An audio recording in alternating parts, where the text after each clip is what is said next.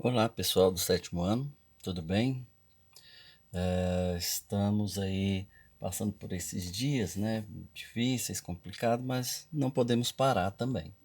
Então, dando continuidade aí ao nosso conteúdo de sala de aula, que nós já vimos a regionalização do território brasileiro, vamos dar continuidade. Então, agora vamos conhecer e compreender os impactos ambientais nas paisagens dessa regionalização. Lembra que eu mandei vídeo e em sala de aula também nós vimos que a regionalização que atende aos interesses, né, do Brasil e pela divisão do IBGE são 5 grandes regiões, né, o Norte, o Nordeste, o Sul, o Sudeste e o Centro-Oeste, e cada uma delas sofre com impactos na sua paisagem, ou seja, problemas, mudanças, alterações, e é isso que nós vamos ver, né? Como o Brasil é um país de grandes paisagens, né? Grandes diversidades de paisagem, como vocês podem ver aqui, né? As florestas, as praias, as regiões interiores do Nordeste, do Centro-Oeste.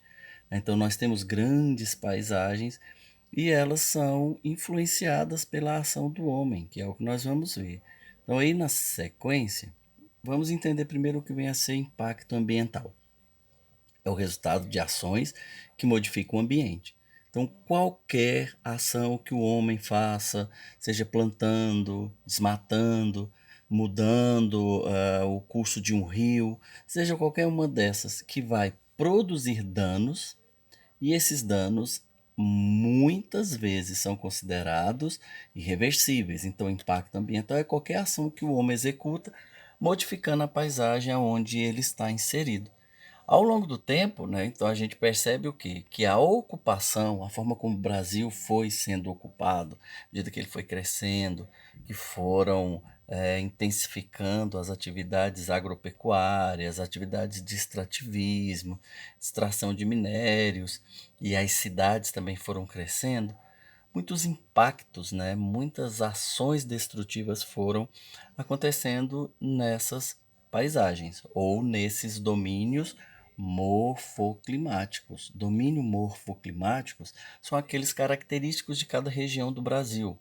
A Amazônia, o Cerrado, a Caatinga lá do sertão nordestino são domínios, são áreas quando a gente diz morfoclimático, ou seja, a paisagem, a vegetação, o clima daquela região. Então, quando o homem insere ali, quando ele entra ali naquele meio e começa a ocupar, consequentemente ele vai dominar, ele vai transformar até chegar ao ponto de destruir.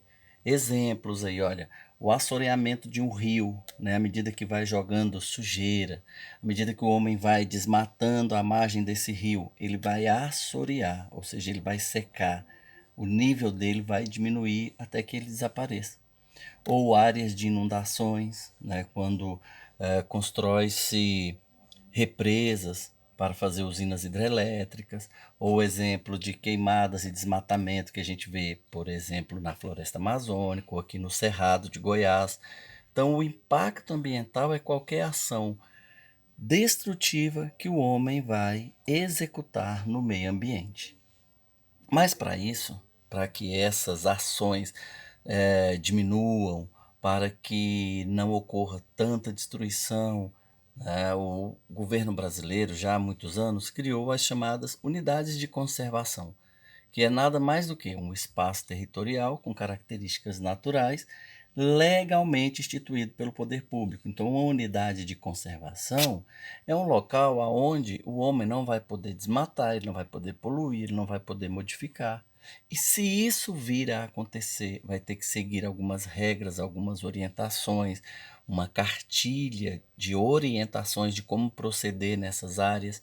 E aqui no mapa, vocês podem ver que nós temos várias áreas ao longo do território brasileiro, né, esses pontos coloridos aí, ou são áreas de proteção integral, ou são áreas de uso sustentável. Então, elas são classificadas em dois tipos: as unidades de conservação, esses locais onde o homem não vai poder modificar, onde o homem não vai poder transformar, onde o homem não vai poder causar nenhum dano. nenhum dano dentro dessas áreas.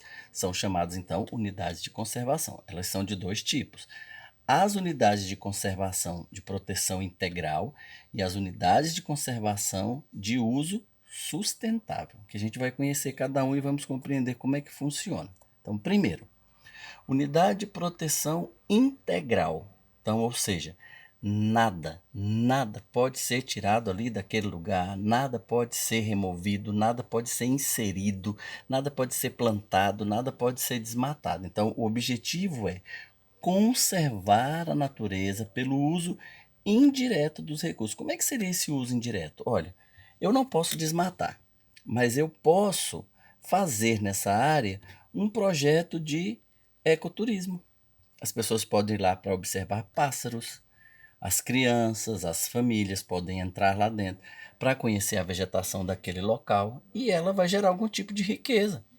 Mas eu não retirei uma planta, uma pedra do local. Então, as áreas de proteção integral, ela tem como objetivo básico, então, conservar a natureza pelo uso indireto do recurso. Ou seja, por que é indireto? Eu uso o recurso, mas eu não destruo aquele local.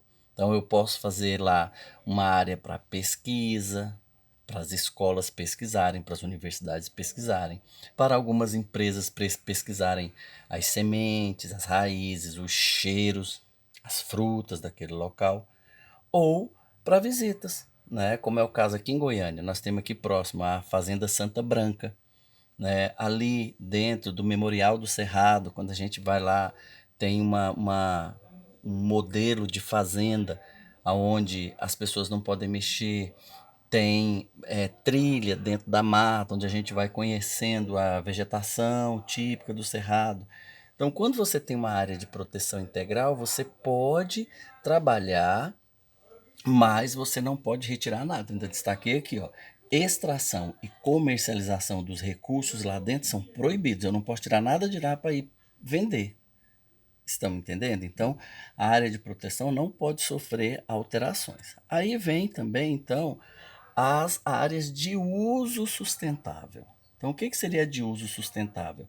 O objetivo é conciliar o uso de parte dos recursos de forma consciente. Então, eu posso retirar? Posso. Mas geralmente é feito na forma de cooperativa, igual que os castanheiros, ou os que trabalham com a extração e plantação e comercialização do cacau. Geralmente são cooperativas agrícolas. Então, eles estão usando a natureza, mas de forma consciente. Num trabalho onde não vai haver um desmatamento desordenado, onde não vai haver caça desordenada, onde não vai haver queimadas, tudo é feito de forma que a natureza possa retribuir para as pessoas. Então, a gente cuida da natureza e ela devolve para a gente. Então, é possível, com o uso desses recursos, comercializar produtos, mas por meio de planos. Ainda pus aqui, ó, por meio de um plano de manejo, ou seja, como eles vão plantar, como eles vão produzir, quanto tempo essa terra vai descansar para a gente vir poder produzir outro produto em um outro local. Então, o uso sustentável é o uso consciente, aonde o homem trabalha a natureza, explora os recursos, mas esses recursos não sofrem alterações. Não há desmatamento, não há questões relacionadas à implementação de maquinário, é tudo feito de forma ordenada. Então a gente percebe que essas áreas são áreas aonde o homem está trabalhando. E aí a gente vê então que no nosso dia a dia essas áreas teriam que aumentar. Nós teríamos que ter mais áreas como essa aqui espalhadas pelo Brasil. Olha, a região norte, a Amazônia é um dos locais onde mais existem unidades de conservação, por si próprio, por causa da própria floresta. Né? Há áreas dentro do sertão nordestino, algumas aqui com a gente, né? No centro-oeste, aqui em Goiás. Então já existem várias áreas dessas espalhadas pelo Brasil, porque eles estão percebendo que ou insere de forma intensificada, de forma mais dura, para que haja um processo de conscientização na forma como está sendo usada essas paisagens naturais, para que elas não venham a acabar com o futuro. Estão me entendendo? Então, para a gente finalizar essa parte, a gente viu então que O Brasil possui essas áreas de domínios morfoclimáticos e esses domínios, para que não entre num processo irreversível de destruição, usa-se então o que são chamadas de unidades de conservação, ok?